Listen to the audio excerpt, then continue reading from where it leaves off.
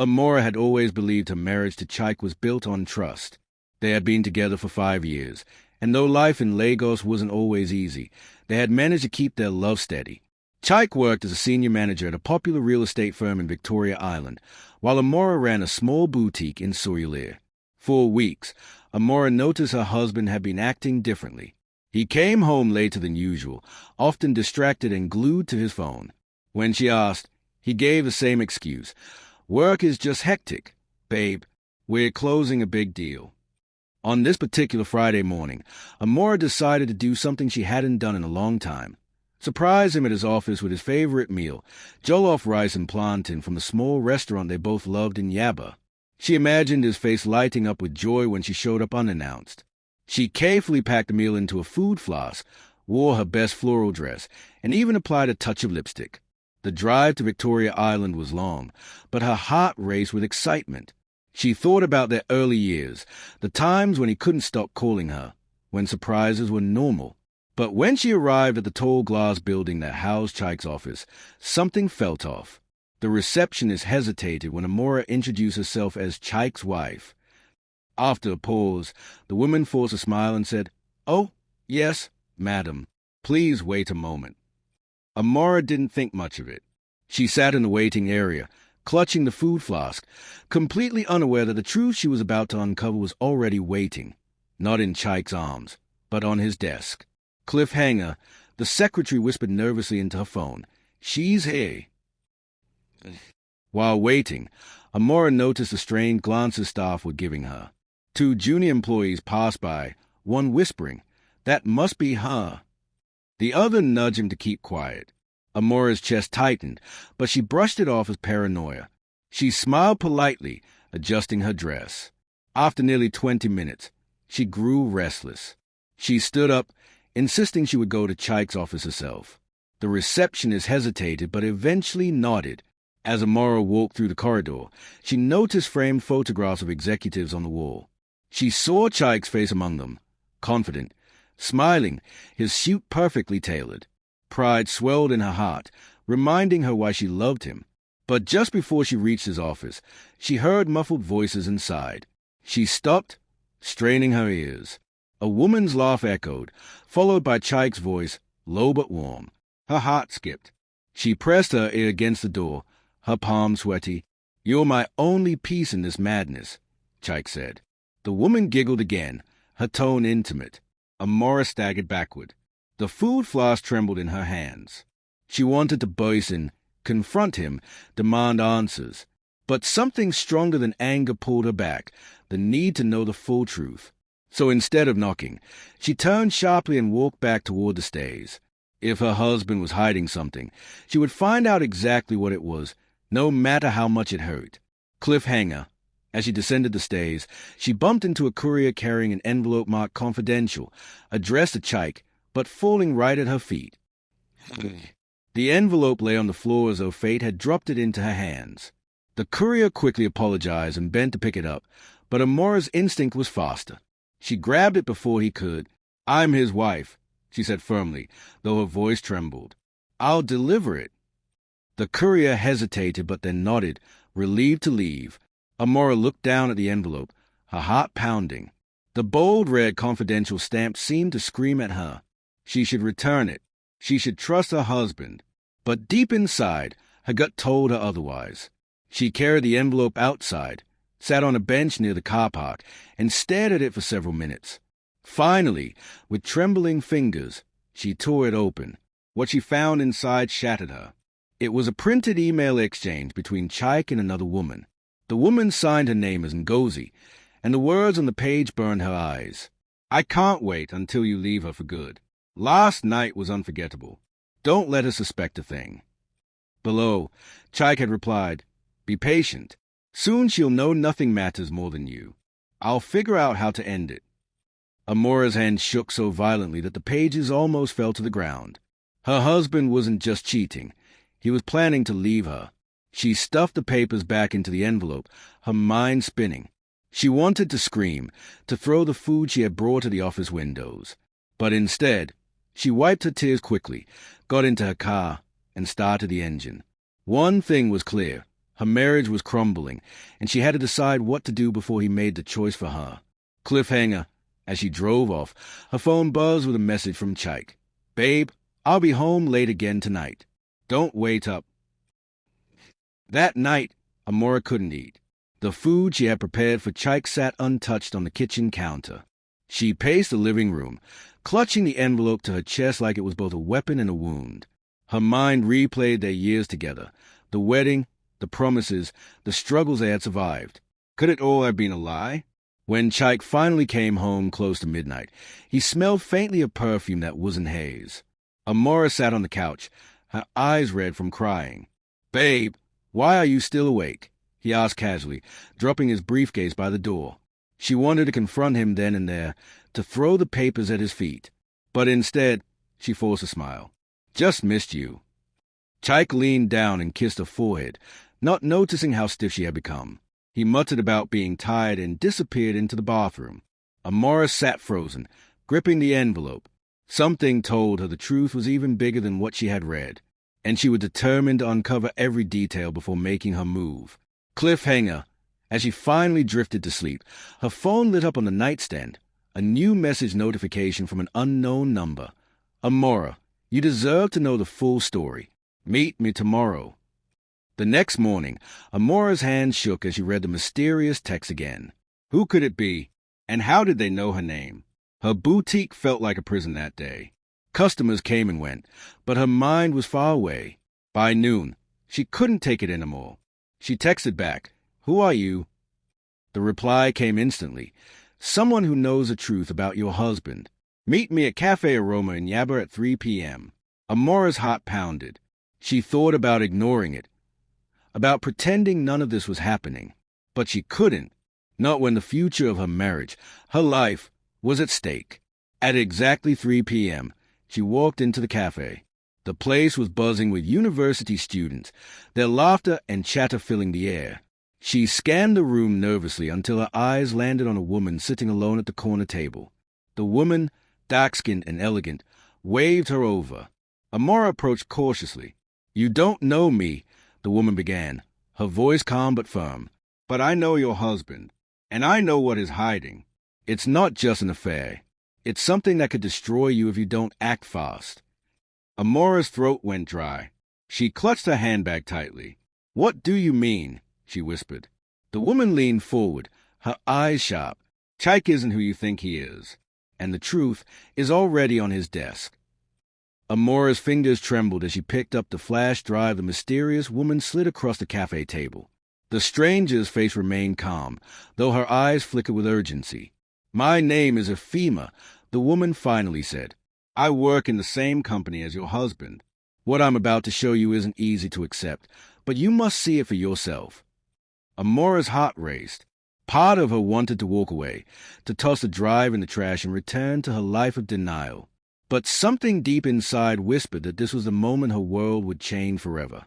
Back at her boutique that evening, she locked the door early and plugged the flash drive into her laptop. A folder popped open immediately. Inside were dozens of documents, photographs, and video recordings.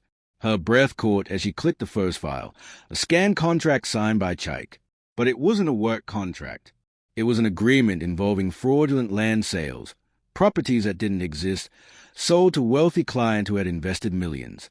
The next file was a video recording of Chike in his office, counting stacks of cash with Ngozi sitting across from him. She leaned forward in the footage, whispering, "Once we clear this last deal, we can disappear." Amara's body went cold. This wasn't just about infidelity. Her husband was knee-deep in fraud, and the woman he was seeing wasn't just a mistress. She was his partner in crime. Her hand shook as she closed the laptop. Ephema's words echoed in her mind. The truth is already on his desk. Cliffhanger. Suddenly, Amara's phone buzzed again. Another anonymous text appeared. "They suspect you know. Be careful." The next morning, Amara moved like a ghost around the house. Every time she looked at Chike, brushing his tie in the mirror or sipping his coffee, she wondered how she had ever believed she knew him. "Babe, you're quiet," he said, kissing her cheek before leaving for work. His phone rang just as he stepped out. She caught a glimpse of the caller ID, Ngozi. He quickly declined it and gave a rehearsed smile. "Client," he said, before rushing out. Amara almost laughed. The lies rolled so easily off his tongue. She wondered how long he had been practicing them. That day, she couldn't concentrate on her boutique. The evidence from the flash drive haunted her thoughts. But the anonymous warning text terrified her even more. Who knew she had the flash drive? Could Chaik's partners be watching her? That night, she locked the flash drive in a small drawer beside her bed. She told herself she needed time to think, but a part of her knew she was delaying the inevitable. At 2 a.m., she woke up to the sound of Chaik moving around in the living room. She crept quietly to the door, peeking through the gap. He was on the phone, pacing. "Don't worry. She doesn't know anything," he whispered urgently. "I'll handle her before it gets messy." Amara staggered back, her hand over her mouth. He wasn't just cheating. He was planning something dangerous. Cliffhanger, as she slipped back into the bedroom, she noticed a drawer where she hid the flash drive was slightly open and empty. Panic surged through Amara as she scrambled to check the drawer again. The flash drive was gone. She searched the room frantically, under the bed, behind the drawer, inside her handbag. Nothing. Had Chaik taken it? Did he know she had seen everything? The next morning, she studied him carefully at breakfast, looking for any sign of suspicion. But he behaved normally, even playfully teasing her for burning the toast. His performance was flawless, but that only made her fear him more. Desperate, she rushed back to the cafe where she had first met Efima. The woman was there, sipping tea calmly. Amara nearly burst into tears as she explained what happened. Efima leaned in, lowering her voice. "That flash drive was just a copy. Don't worry, I have more. But you need to understand, the people involved won't stop if they think you're a threat. Chaik isn't alone. There are others." "Others?" Amara whispered. "Yes," Efima said grimly. "Executives, investors, even government officials. If you expose him, you'll be exposing all of them. That's why you need to be careful." Amara's head spun. Her husband wasn't just betraying her. He was tangled in something much bigger than their marriage. Cliffhanger, Efima handed her a sealed envelope. "Read this when you're safe. And remember, you can't trust anyone, not even your husband." Amara waited until late that night to open the envelope. Inside were printed bank statements, all tied to a hidden account in Chaik's name. Millions of naira had been funneled into it over the past year. Her hands shook as she flipped through the pages. She saw names she recognized, clients of Chaik's firm, politicians she'd seen on TV, even a well-known pastor. All of them had transferred money into that account. Suddenly, the reality hit her. This wasn't just fraud. This was a syndicate, and her husband was at the center of it. Tears streamed down her face. She thought about the man she had loved, the man who had once promised to protect her. Now she realized she was sleeping beside someone dangerous. Her phone rang, jolting her. It was her best friend, Adiz. Amara almost ignored it, but she answered, needing comfort. "Emma, are you okay?" Adiz asked. "I've been having a bad feeling about you lately." Amara broke down, confessing everything through sobs. Adiz listened quietly, then said, "You can't face this alone. Come to my place tomorrow. We'll figure out what to do together." Amara felt a flicker of relief. She wasn't completely alone. Cliffhanger, just as she hung up, Chaik entered the room silently. His eyes narrowed as he asked, "Who are you talking to at this hour?" Amara froze, her phone still in her hand. Chaik's gaze was sharp, suspicious. She forced a shaky smile. "Adiz." She couldn't sleep. He stared at her for a long moment before nodding slowly. "You've been different lately. Is there something you're not telling me?" Amara's heart hammered in her chest. She wanted to scream the truth at him, to demand answers, but she swallowed the words. "I'm just tired," she whispered. Chaik moved closer, cupping her chin. His touch was gentle, but his eyes were cold. "Good, because in this marriage, there should be no secrets." "Right." She nodded quickly, fighting back tears. That night, Amara barely slept. By dawn, she had packed a small bag. She left the house quietly, heading to Adiz's apartment in Soyulir. For the first time in days, She felt a measure of safety. But safety was an illusion. At Adiz, Amara finally opened up, showing her the envelope and explaining everything. Adiz's eyes widened in horror. Emma, this isn't just betrayal. This is dangerous. If they know you have these documents, your life could be at risk. Amara buried her face in her hands, sobbing. What do I do, Ada? I can't live with him, but I'm terrified of leaving. Adiz wrapped an arm around her. You're not alone. We'll find a way. Cliffhanger. Just then, Adiz's phone buzzed with a new message. She glanced at it and froze. The text read, "Tell your friend to stop digging, or both of you will regret it." The chilling message on Adiz's phone froze both women. Tell your friend to stop digging, or both of you will regret it. The words seemed to burn into the screen, heavy with menace. Adiz's hands trembled. Emma, they know you're here. They are watching us. Amara's stomach knotted with fear. She felt exposed, like every wall had ears. How is that possible? We didn't tell anyone I was coming here. But the truth was clear. Chaik and his people had eyes everywhere. Adiz suggested going to the police, but Amara hesitated. If the syndicate really involved politicians, executives, and even pastors, how could they know who to trust? That night, every sound outside Adiz's window felt like danger approaching. Amara lay awake, clutching the envelope of evidence to her chest. She remembered Efima's warning, you can't trust anyone. As dawn broke, a car parked outside Adiz's flat. A man in a suit stepped out, pretending to check his phone but glancing repeatedly at their window. Amara's fear became certainty. They were being watched. Cliffhanger, Adiz whispered urgently, Emma, we can't stay here. If we do, they'll come for us tonight. Amara and Adiz knew they had to move fast. By midday, Adiz had packed a small bag, insisting they couldn't risk going back to Amara's house. We'll go to my cousin's in Ikorodu. No one will think to look for us there, Adiz said, but Amara hesitated. What about my boutique? My life? I can't just run. You'll lose more than your boutique if they find you, Adiz replied sharply. Before leaving, Amara made a bold move. She scanned copies of the documents and videos from the envelope and emailed them to herself under a hidden address. If anything happened, she wanted a backup.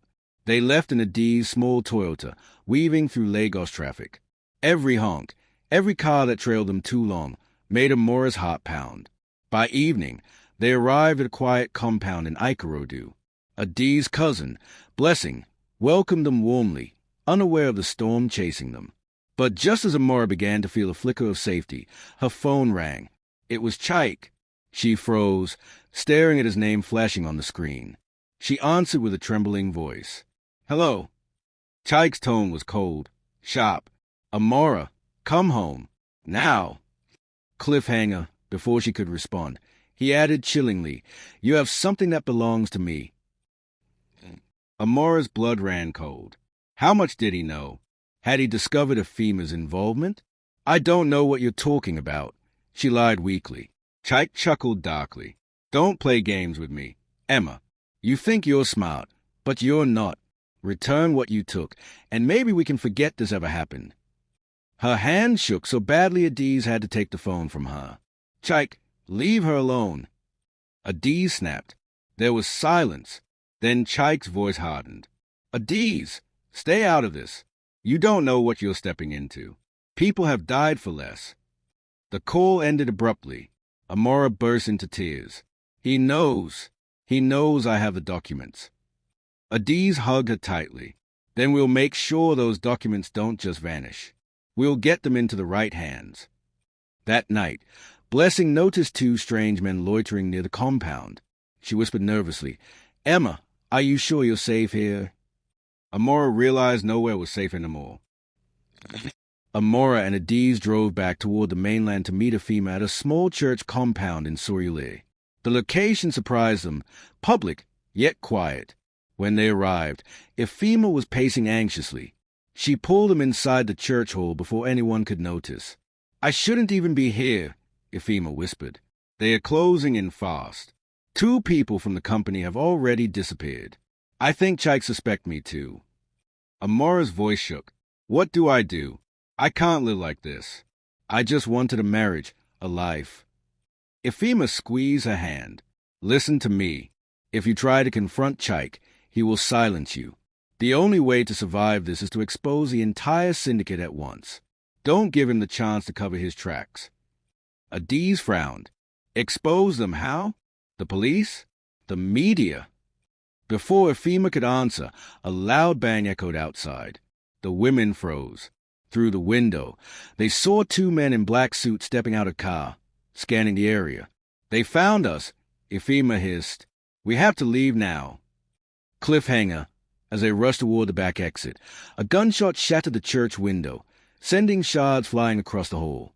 Chaos erupted as a gunshot rang out. Worshippers screamed and scattered. Amara, Adiz, and Efima bolted through the back door into the alley behind the church. The men chased them, shouting.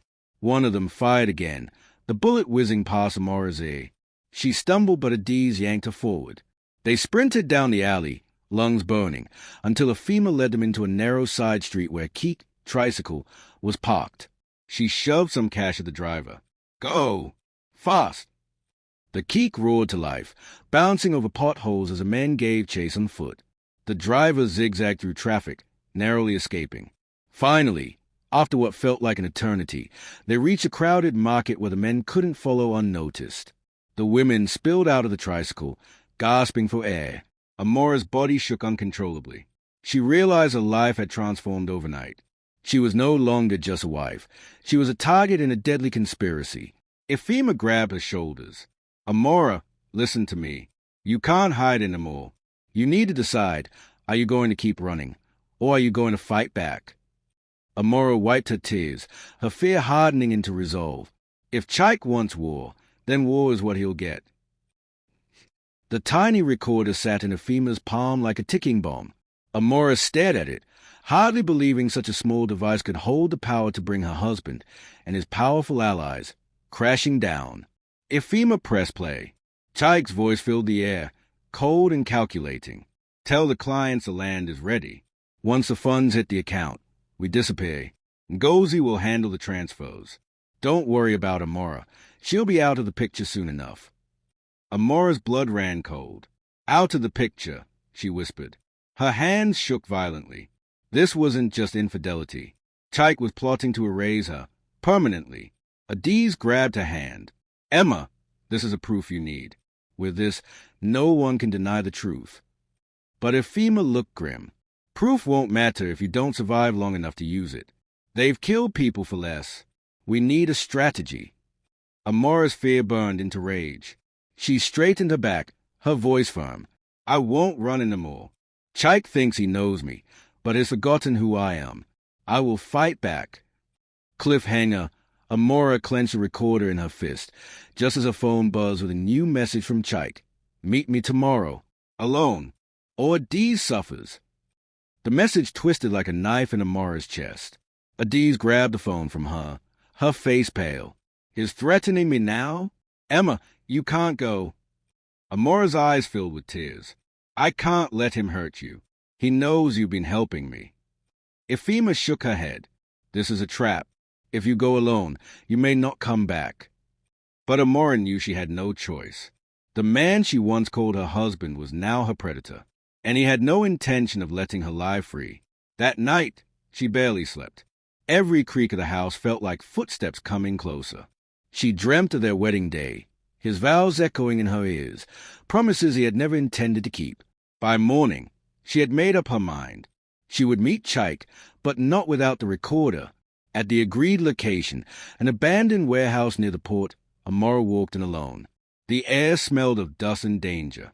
Chaik emerged from the shadows, tall, confident, with a cruel smile. You should have stayed in your place, Emma, but you had to play detective. Amara's voice trembled but held steady. Why? Chaik, after everything we built together, why betray me like this? His laugh was hollow. Because you were never part of the plan. Ngozi is my future. You were just a cover. Cliffhanger. Chaik pulled out a pistol, leveling it at her chest. Now, you'll finally stop being a problem. Amara froze, her heart hammering as the cold barrel of the pistol gleamed under the dim light. "Please, Chike," she whispered, "buying time. Think about what you're doing. If you kill me, everyone will know." Chike smirked. "No one will know. You'll be another Lagos tragedy. Wrong place, wrong time." But just as he tightened his grip, a voice echoed from behind. "Drop the gun, Chike." It was Afema, and beside her stood two plainclothes officers. They had followed Amara secretly, thanks to Adi's desperate call for help. For the first time, Chike's mask cracked. His eyes widened as Afema raised a phone, playing the recordings aloud. His own voice filled the warehouse, damning him beyond escape. Chike lunged forward, grabbing Amara and pressing the gun to her temple. "If I go down, she goes with me," he roared. The officers shouted for him to stand down. Amara's body trembled, but her eyes met his with a strength he had never seen before. "You've already lost. Chike," she whispered. "The truth is on your desk, and now it's in everyone's hands." Cliffhanger. In the chaos, a shot rang out, but whose body hit the ground. The warehouse erupted in screams as the shot echoed. For a split second, Amara thought it was her end. But when she opened her eyes, Chike lay on the ground, clutching his shoulder, blood seeping through his suit.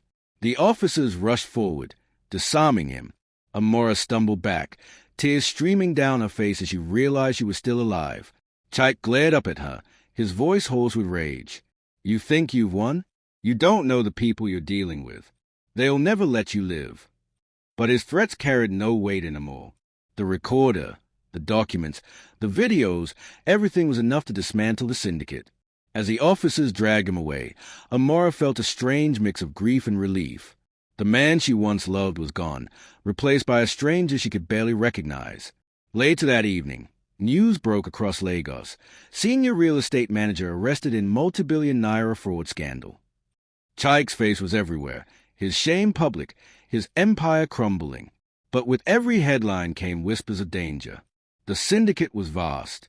Chike might have fallen, but others still lurked in the shadows. Cliffhanger. Amara's phone buzzed with a new message from an unknown number. "This is bigger than Chike. You started a war." The weeks that followed were a blur of court hearings, media frenzy, and endless questioning by investigators.